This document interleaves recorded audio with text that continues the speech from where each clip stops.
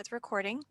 Um, and okay, I think we're all good. So thank you all so much for coming to the webinar today. My name is Amelia. I work at the Montana State Library, and today we're talking about virtual programming. So now that it's like day 6092 of the pandemic, I'm sure virtual programming is something that all of us have probably interfaced with at least a few times. So I thought it would just be good for all of us to get together and kind of learn, share, and talk about questions, challenges, comments that people have encountered thus far in this journey. Um, so for our, a few things before I start. This is being recorded. It will be uploaded to Vimeo later on, so you can find it there. If you didn't see, there is a link in the chat box for an attendance survey. If you could go ahead and fill that out so I can make sure everyone gets registered in Aspen. If anyone is interested in OPI credit, I can also provide that for all of you who have attended live. So folks who want OPI credit, you can indicate that in the survey that I just put into the chat box, and I will follow up with you and make sure that you get that. Today's agenda is going to be pretty short. Maybe we might actually end early depending on how our conversation goes. But the first thing I wanted to cover was just virtual programming resources that are out there. There was, if you all remember, way back in March of 2021 when the pandemic first started, there were a lot of resources that came out around virtual programming. So I kind of just went back and collected those again because I remember looking at them when they first came out, but then I just kind of forgot that they existed. So I wanted to refresh all our memories about those. And I have some links that I'll be sharing in the chat box. And then I wanted to discuss the following questions with all of you. I'll just let you know straight off the bat, I do not have definitive answers for these things, which is why I figured I would pose them to the group and see what all of you have been doing. But I figured this could be a good chance for everyone to share and really kind of dig into what you've been doing with virtual programming. Also, I just saw Pam's chat that we're in 2021 now, so it was actually March 2020, which, what is time? At this point, time is meaningless. But thank you for that correction. As always, I will be monitoring the chat box, so if you have any questions, comments, whatever, feel free to put those in there. I will also, you're welcome to unmute yourself at any point in time. We're a pretty small group, so that should be fairly easy to do. All right, so the virtual programming resources that I wanted to bring your attention to. So 3 of these are actually from other state libraries, or library commissions, or whatever the equivalent of the state library is in their states. So one of them's from Vermont, there's one from Oklahoma, and there's one from California. And so these are just, I thought these were just a great kind of collection of like what people are actively doing in libraries all around the country. The California list in particular is very extensive. And I think it's a list that's changing constantly. So if you're feeling uninspired, or if you're just trying to think of ideas or want to see examples of what people have been doing, the Vermont, Oklahoma, and California lists are a great place to just start and just look at like, wow, top level, this is what people are doing around the country. The California list in particular has a lot of filtering that you can do. So you can filter by audience, you can filter by budget, you can filter by all sorts of things, technical requirements, that sort of stuff. And depending on the entry, there's more information or less information. But even just seeing the list of stuff, I think sometimes is helpful for getting the creative juices flowing. So those are the state resources from around the country. And there's probably more from all the other states. These were just the ones that like immediately I remembered were sent out towards the beginning of the pandemic, and kind of came up first when I was cursorily Googling this. And then there's also another link here from Web Junction about virtual storytime and youth programming. So they actually have this link goes to a wide variety of resources, including the really great school library journal link that has an updated list of publisher permissions too. Um, so between these four, I think these are like a really great place to start if you are looking to do more with virtual programming, you're looking for new ideas, or you're looking to get started. These are a great place to start looking if you want. So I'm going to go ahead and put these into the chat box. If you have any questions while I do that, feel free to type that into the chat box as well, or also share your own resources if you've found any, because there's a lot of stuff out there on this, I think.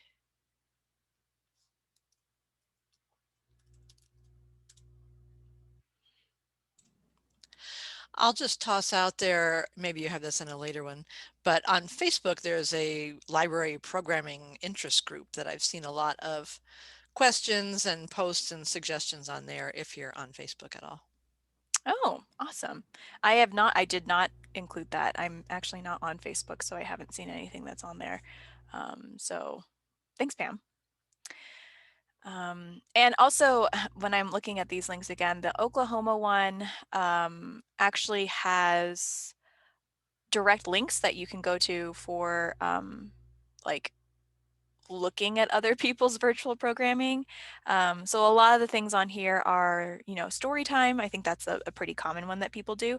And so you can actually watch other library story times if you want to.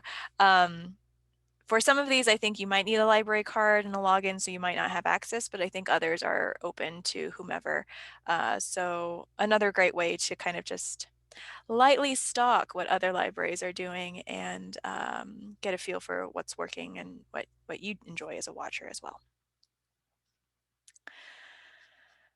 Okay, any questions about those links? Any other resources that people would like to share? Something that you all have found useful?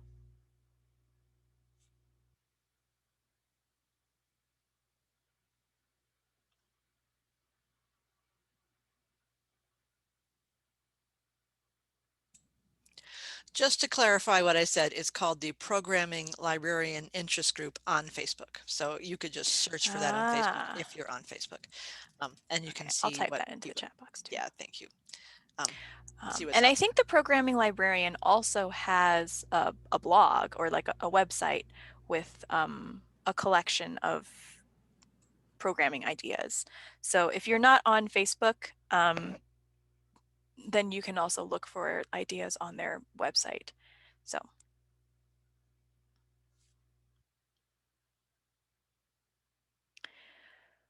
okay, let's go ahead and move on just to our discussion portion. We can come back to this if you want. If you have any other things you'd like to share throughout the webinar, feel free to do so. And also as a reminder, you can save the chat if you want. You just go over into the chat box and click on the ... button that's in the right-hand corner, and you can click Save As. So you can save these links if you want to.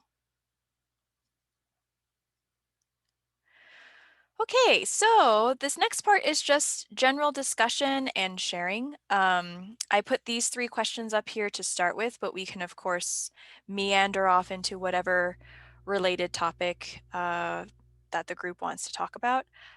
So one, what has worked with virtual programming and / what virtual programming are you all doing at the moment? What questions, problems, issues does your library have with virtual programming? There's a unique set of challenges around virtual stuff that is very different from other kinds of programming, I think. And then what virtual program ideas are you excited for and what's worked with your library? So if anyone wants to share, feel free.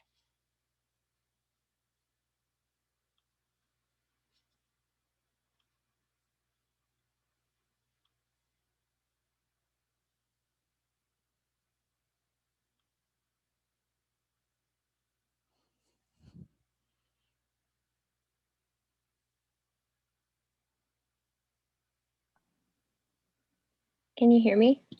I can, Carly, yes. Okay, this is Carly from the Harlem Library.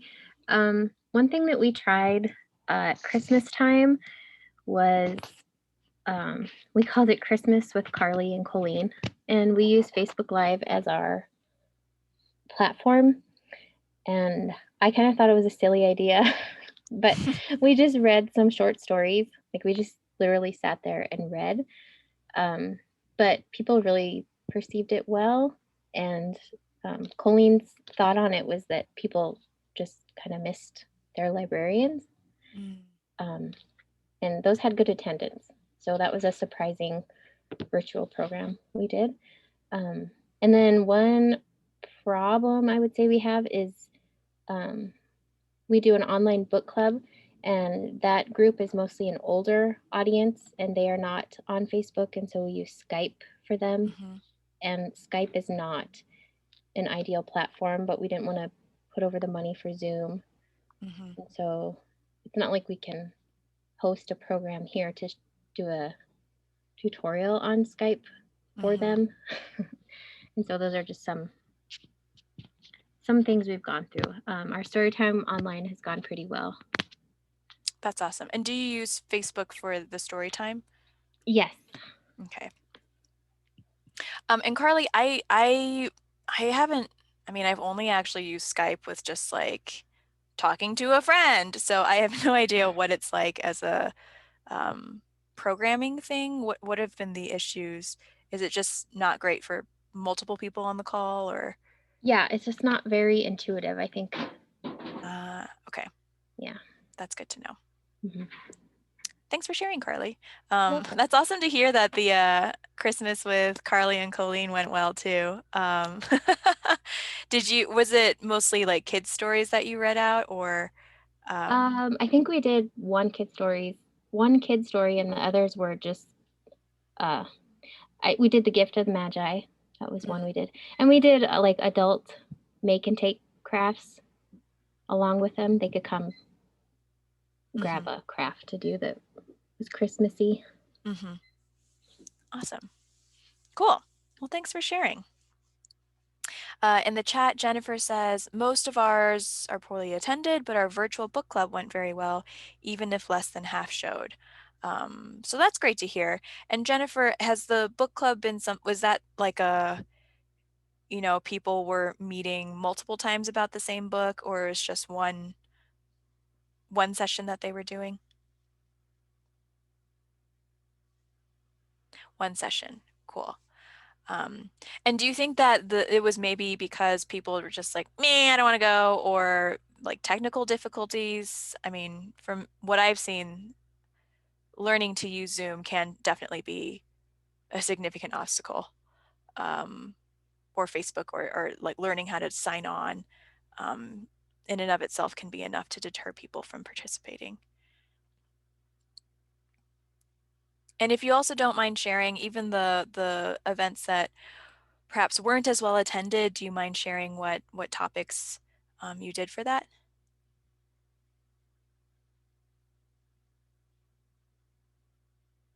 And Jennifer saying that the session was via Zoom or story times or through Facebook, and they were very clear about it being Zoom. I think life just happened.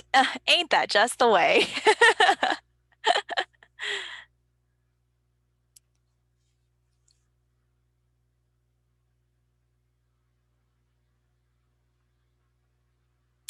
Anyone else who's done story time or virtual programs, whether successful or unsuccessful?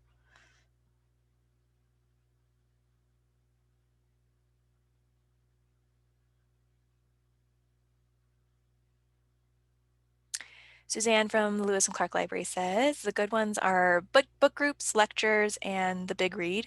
Um, that's awesome. Do you guys have multiple book groups going at the Lewis and Clark Library? And um, wow, three of them. Wow, that's cool. Um, and then for the lectures, are those, um, do you have like a lot of, is it just like a kind of typical lecture where where it's one person talking and then there's a chat, or And then Jennifer says, Storytime is the only other live type program we've done. Aside from that, it's been more passive escape rooms, interactive quizzes, all via Facebook. Cool.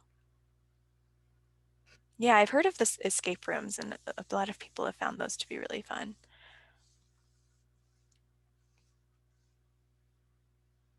And Suzanne says, we've been using the webinar feature on Zoom thanks to our foundation for lectures, which is awesome. That's really great.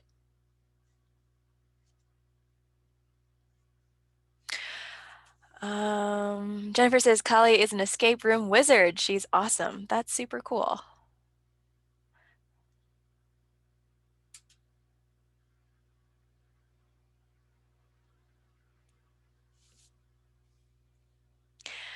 I guess another question I have for you all is, what is your definition of success for virtual programming?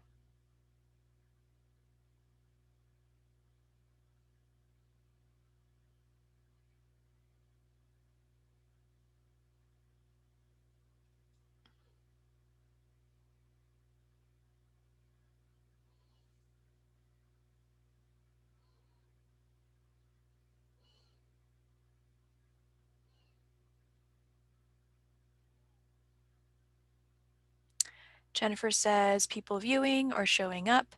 I'm happy if it's only a few, but of course more would be better. Suzanne says, my definition is attendance equal to when we were open. We've been closed since March 16th, 2020 for remodeling and COVID. Carly, if someone tells me when I see them in person that they enjoyed our virtual programming, I count that as a success.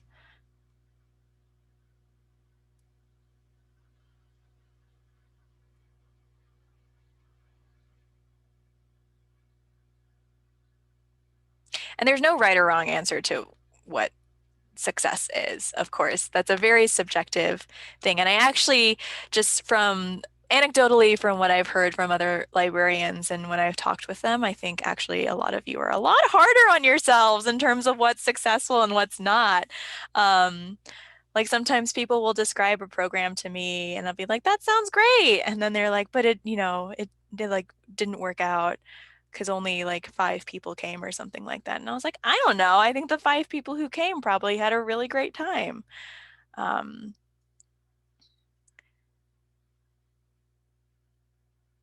so I think as Carly says, if someone is having a good time, even if it's just one person, I think that's still successful.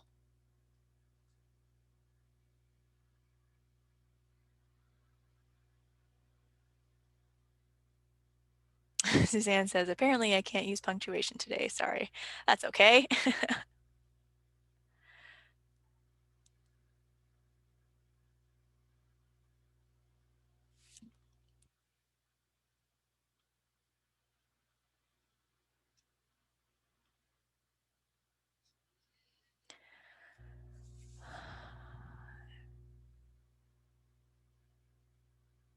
Any other thoughts on virtual programming? For those who haven't shared so far, are you thinking about doing this? I mean, it's not assumed that everyone is doing virtual programming. I actually think some libraries in Montana have been able to do in-person stuff just outside. So maybe this hasn't been something your library has had to deal with so far.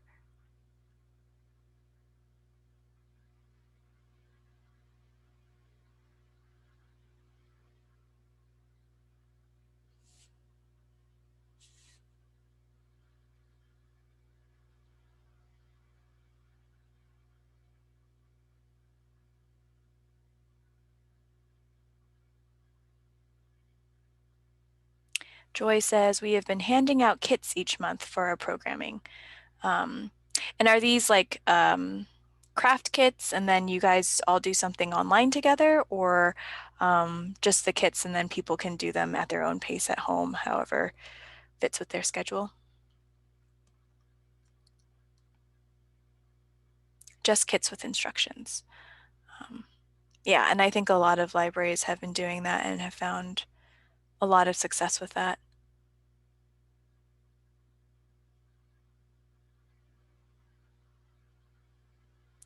Our first virtual program will be in April. That's cool. What is it going to be?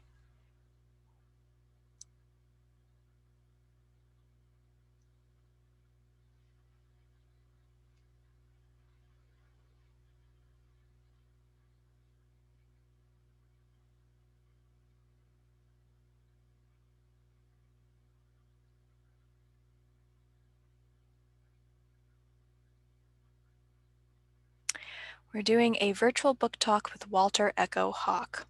That's awesome. Kathy says, I have been doing story times online since COVID started and get 30 to 40 views, but I think they are 2-second views and not too many people watching. Oh, is that data that you can get, Kathy?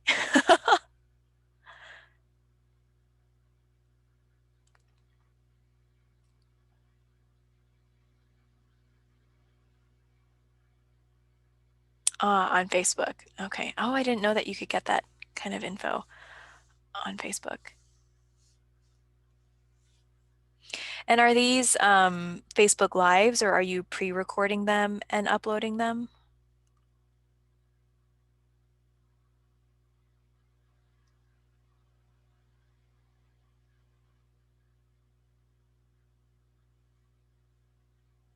Mostly live ones. I see.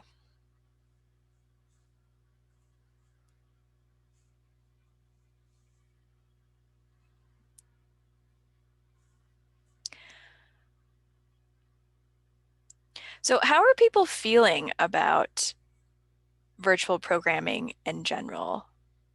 Like, are people feeling frustrated with it? Are people just not sure how it's working? Let's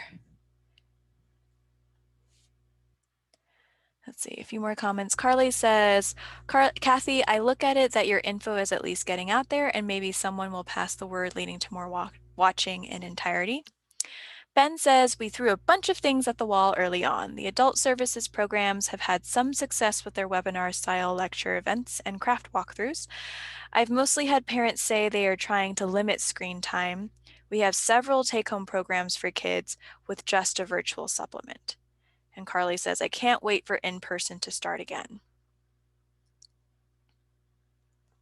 And Kathy says, thank you, I hope so. Have had mostly positive reviews so far. Jennifer says, as a whole, all staff here is tired of virtual. We have just started some limited space in person.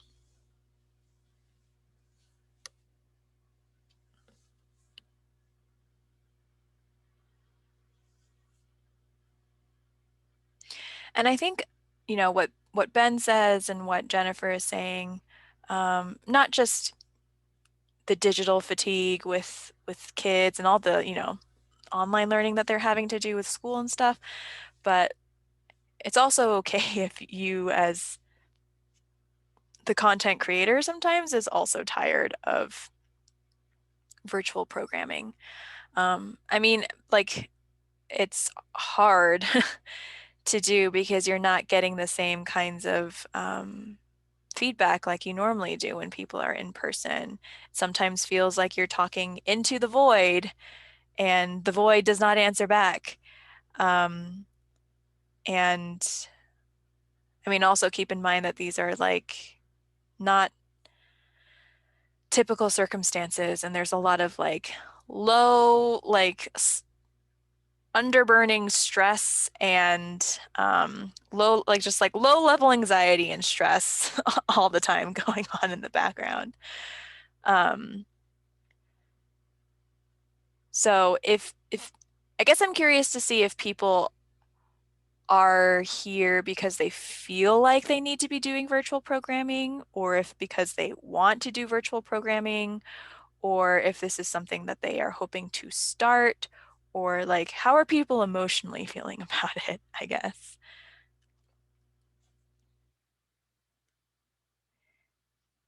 Because I know there's been a lot of discussion on this, and there's also some libraries that do this very successfully and are great with it all over the country. But just because other libraries are doing it doesn't mean that you have to do it.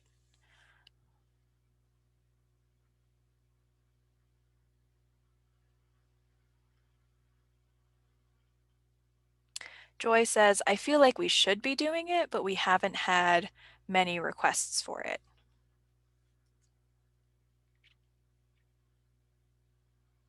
Have you all had requests for other things?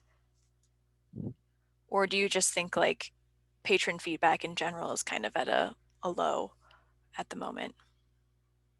Because another alternative that you could do is, you don't necessarily have to create the content yourself. There's like hundreds, if not thousands, of libraries out there that are organizing content and making it available online. Obviously, some of that is kind of like restricted to, by logins or whatever, but there's a lot of stuff that is not, um, and that you could publicize to your patrons if you wanted to.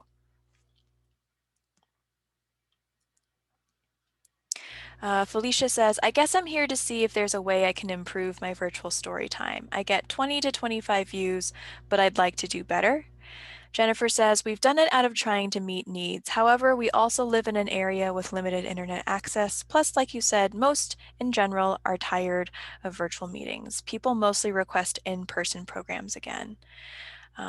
Kathy says, I want to be more successful, but I think most people are burned out on online stuff.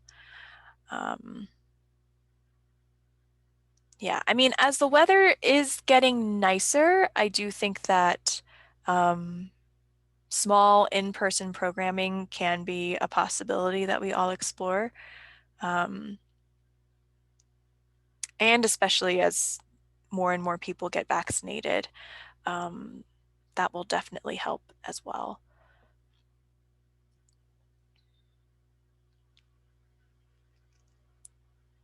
And Felicia, I guess in response to your question, do you mind telling us a little bit more about your story time? How is it formatted? What are you using? What feedback have you gotten so far? That sort of thing. Just off the top of my head, in terms of what I've heard from not just libraries in Montana, but other librarians across the country, some people have found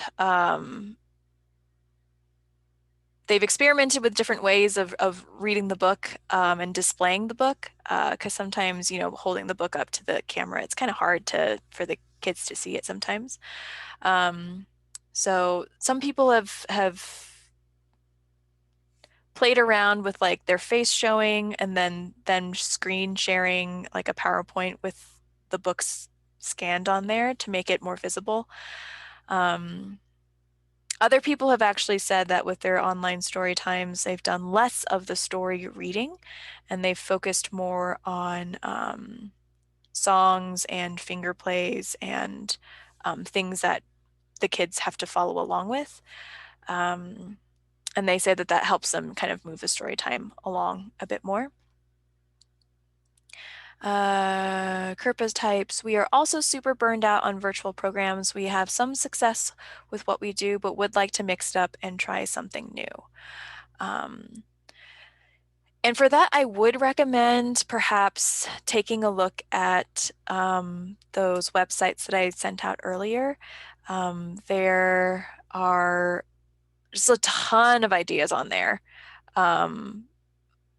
All sorts of creative things that people have thought up and can be a great way just to kind of brainstorm and think of what might be possible at your library. Felicia says, I haven't gotten much feedback at all. Usually I read 3 books, I take pictures and display those while I'm reading. I also make a take and make craft associated with the theme and mention that as well. And Carly says, Felicia, even marketing, online ads, radio, flyers, word of mouth can be super helpful. Something else that I've seen is people doing story time with, I actually just saw this, story time with like a therapy animal. Uh, Obviously, it's not as great as if the dog were like in front of you and you could pet it, but sometimes, having that guest of a dog or something can make it more exciting and maybe entice more people to come.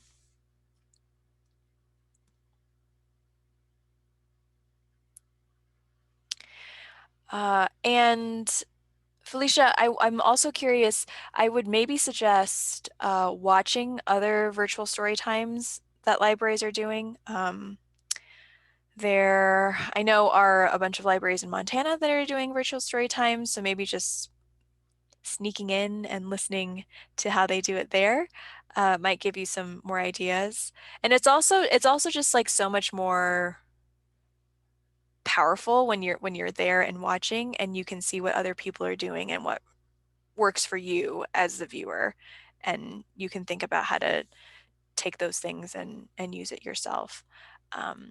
But especially now with a lot of virtual story times, you kind of have unprecedented access to the different ways and flavors in which people conduct their story times. So it might be good to take advantage of that and watch a bunch and see how it is that people organize things.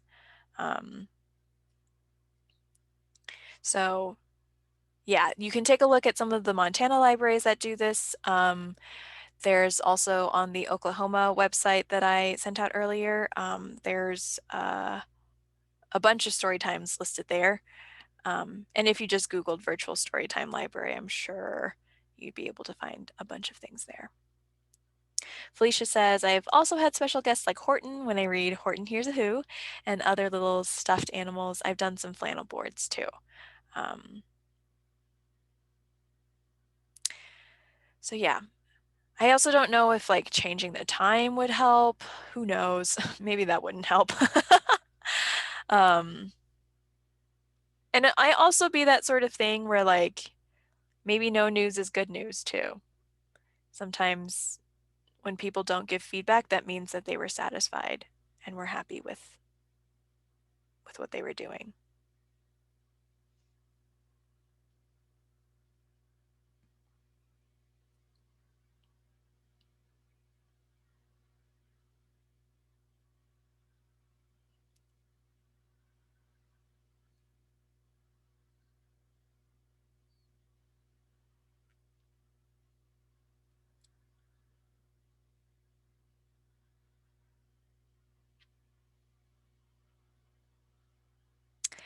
Any other virtual programs that have worked really well? I know people had mentioned some of their book clubs, some of their lecture topics. Um, if you all have suggestions on potential speakers that have worked with libraries before, feel free to put those into the chat box as well.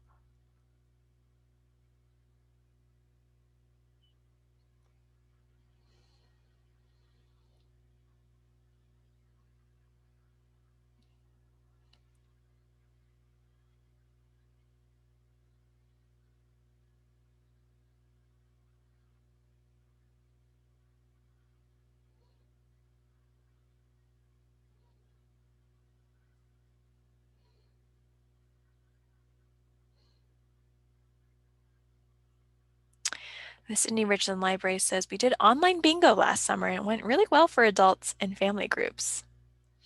Um,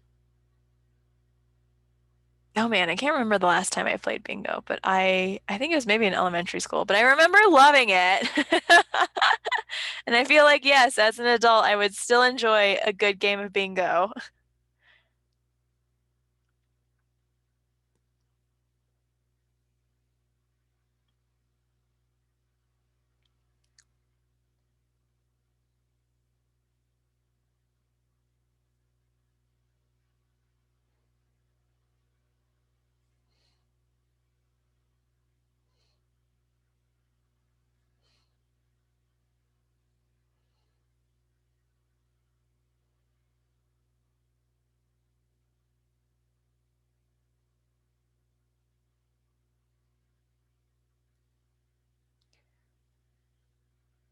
Any other programming ideas, questions?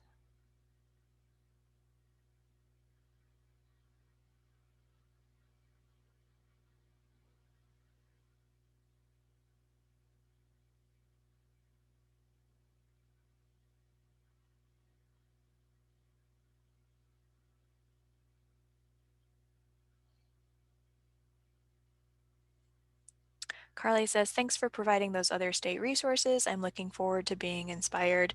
Yes, there's a lot of stuff on there and lots of really cool ideas.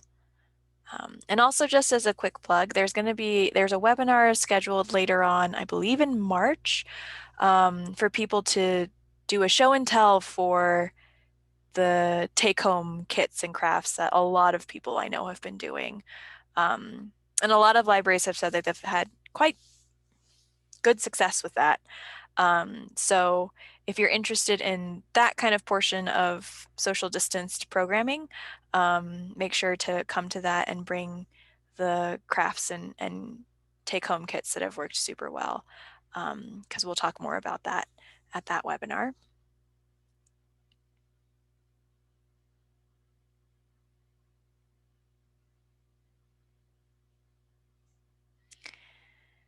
Any other comments or questions?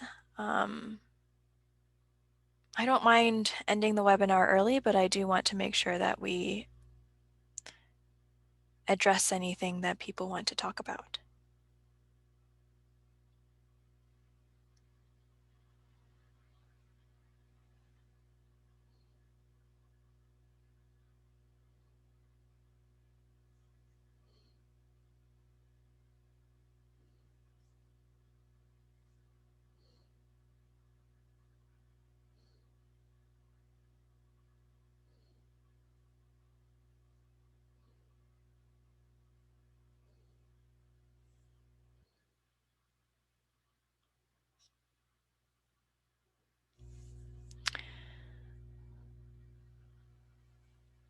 One question in the chat, does anyone have ideas or resources for teen online programming?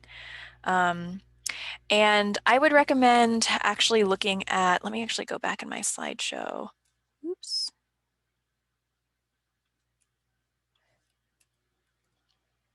So if you look at the Vermont link, and I might have shared these before the Sydney Richland folks signed on, so actually you probably didn't see these in the chat box.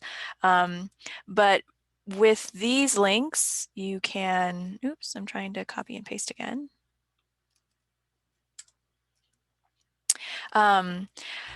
With these links, you can actually take a look at just a long kind of index of virtual programming things that libraries are doing in these states. With the California one in particular, you can actually filter by audience. So I think that'd probably be like your most immediate result of here's teen stuff. So I'd recommend looking there, and you'll probably get a pretty good list of stuff. But you can also look through Vermont and Oklahoma. And I think also if you just Googled like any state name and virtual programming ideas, I think you'd get to like their state library equivalent and find a list of things that people are doing. So some of it's all kind of mixed together. Some of it is filtered like California's, but I think that would be a good place to start. So hopefully that helps.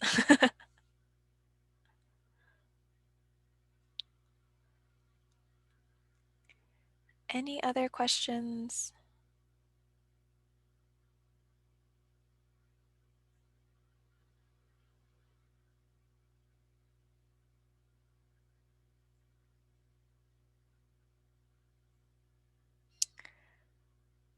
Okay, if not, I will go ahead and stop the recording.